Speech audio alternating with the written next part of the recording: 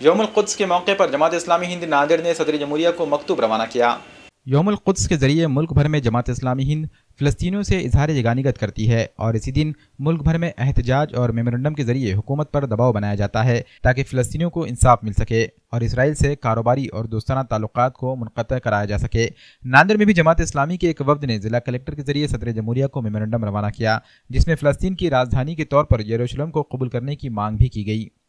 फ़लस्तीन पर इसराइल के गासिबाना कब्ज़े के खिलाफ पूरी दुनिया में आज यौमुल कुद्स के नाम से उस फ़लस्तीन के मुसलमानों के साथ, वहाँ के मज़लूम अवाम के साथ, उनके साथ हम इज़हार यगानत करते हैं और ये सॉलिडरिटी डे के तौर पर इसको हम मनाते हैं।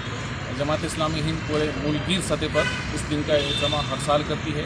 इस साल भी पूरे महाराष्ट्र में ख़ास तौर से इसका हमने यहाँ एहतमाम किया है और इसके ज़रिए मुख्तलिफ़ किस्म की सरगर्मियाँ अंजाम दी जा रही हैं। शहर में आज जमात इस्लामी हिंद नांदेड़ की जानिब से मुख्तलिफ़ मसाजिद में खुतबा जुमा के ज़रिए और अइम्मा हज़रात के ऐलानात के ज़रिए अवाम में बेदारी लाने की कोशिश की गई कि किस तरह फ़लस्तीन पर इसराइल अपना गासिबाना कब्ज़े को न सिर्फ बरकरार रखा है बल्कि उसके अज़ाइम मज़ीद और ख़तरनाक होते जा रहे हैं। और आज खसूसन आज हमने भी कलेक्टर के through memorandum president of India को, सदर जमहूरिया को दिया है। इसकी मुख्तलिफ कापी यूएनओ के जनरल सेक्रेटरी और एम्बेसडर टू इसराइल फ़लस्तीन इनको भेजी जा रही है। इसके अंदर हमने डिमांड की है कि अमेरिका का जो मुँह है कि यरूशलेम को दारुल-हुकूमत डिक्लेयर किया जाए इसराइल का, इसका हम मुखालिफत करते हैं।